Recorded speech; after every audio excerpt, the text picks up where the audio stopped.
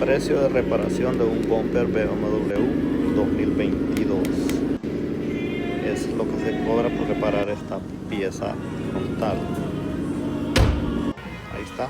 Gracias por ver el video y suscríbanse a mi canal. Gracias, salud. Hey patrón, si usted no me aumenta el sueldo, yo el trabajo se lo voy a dejar botado aquí.